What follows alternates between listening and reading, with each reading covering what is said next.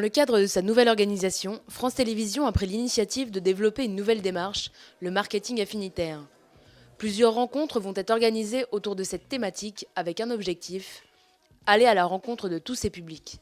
Pour la première édition, France Télévisions a exploré les cultures urbaines en rassemblant une trentaine de spécialistes. Médias, journalistes, sociologues et annonceurs ont développé une réflexion sur cette cible encore méconnue et difficile à définir, les jeunes urbains ou la France de demain. Aujourd'hui, la télévision dans son ensemble est plus consommée, plus on est âgé, plus elle est consommée. Et donc si on ne fait rien, on sera dans un cercle vicieux où dans 10 ans ou dans 15 ans, quand les jeunes urbains seront le plus fort public de consommation de la télé, on aura décroché et perdu ce public. Donc la question, c'est de savoir comment on les reconquiert et comment on leur donne envie de revenir et de retrouver des programmes qu'ils aiment. Mais pour pouvoir reconquérir ce public si convoité, définir cette partie de la population peut s'avérer compliqué. Le terme cultures urbaines peut réunir différentes composantes associées, mais tout aussi différentes, comme la France issue de l'immigration et la diversité, ou la culture hip-hop.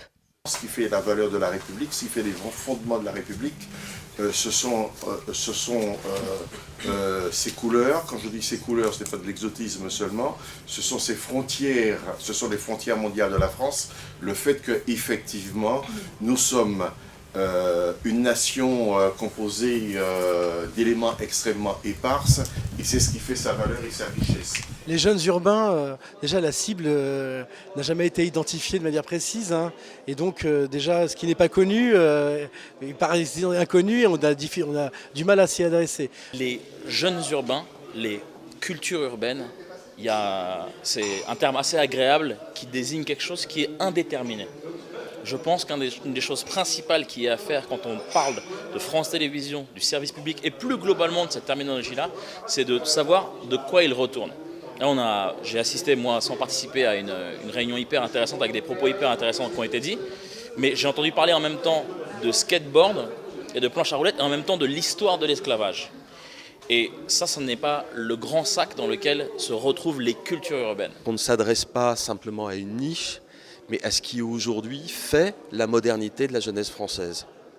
Si cette réflexion est indispensable aujourd'hui, c'est que les enjeux sont importants, aussi bien pour une télévision publique qui se doit d'être au plus proche des Français que pour ses annonceurs. Donc on a ce problème de représentation qui est assez compliqué et qui fait qu'aujourd'hui, dans ce monde où Internet est là, pour revenir à ma problématique d'annonceur, parce que je prends cette casquette-là, c'est de savoir comment arriver à les toucher. Les médias nationaux ont été massivement désertés par cette cible, qui va se retrouver sur le net.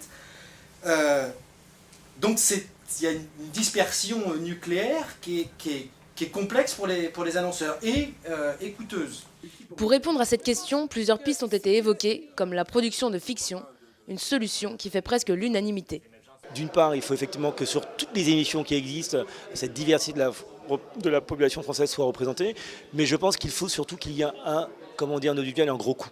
Et cette grosse opération, ça pourrait être la fabrication d'une mini-série, c'est-à-dire plusieurs fois 1 heure de programme, qui soit un petit peu sur le modèle de ce qui a été fait par Warner aux États-Unis dans les années 70, la série Racine, qui a été écrite et produite par Alex Haley. Je pense que l'enjeu, c'est pas de s'adresser à une population, c'est de s'adresser à toutes les populations en visant l'excellence, la créativité, l'humanité, ce qu'il y a de plus intéressant dans la création de chacun et non pas essayer d'atteindre des audiences segmentées.